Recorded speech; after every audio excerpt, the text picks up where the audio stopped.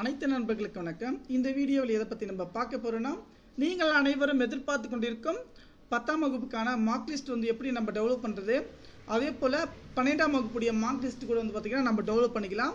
இதுக்கான ஒரு link description கீழே கொடுத்துருக்கேன். உங்களுடைய நண்பர்கள் அனைவருக்கும் பார்த்திங்கன்னா ஷேர் பண்ணுங்கள். இப்போ பார்த்திங்கன்னா இதோட நமக்கான இதை நான் போட்டுட்டேன். அதே போல் பார்த்திங்கன்னா உங்கள் ரெஜிஸ்டர் ஆனப்போ 2 டேட்டா பற்றி கரெக்டாக போட்டுக்குங்க. இங்கே பார்த்திங்கன்னா நம்ம சர்ச் பண்ண ஓகேங்களா, சர்ச் பட்டனோட பார்த்திங்கன்னா டெவலப் ப்ரொஃபஷனல் மார்க் லிஸ்ட்னு வந்துடுச்சு. நமக்கு இந்த மாதிரி ஓப்பன் ஆகும். கரெக்டாக பார்த்திங்கன்னா ஃபஸ்ட்டு இந்த மாதிரி இருக்கும். உங்கள் ரெஜிஸ்டர் போட்டுக்குங்க. அதுக்கப்புறம் பார்த்திங்கன்னா இயர், நீங்கள் எந்த வருஷம் பிறந்திருக்கீங்க 2009, அது போல் மந்த்து மைனஸ் பண்ண ஓகேங்களா, 2009 / ஓகே போட்டுட்டு மந்த்து போட்டுட்டு டேட் போடுங்க ஓகேல. இயர் போட்டுட்டு தான் மந்த்துன்னு பார்த்தீங்கன்னா ஜனவரி 12 மாதத்தில் எந்த மாதத்தில் நீங்கள் பிறந்தீங்க.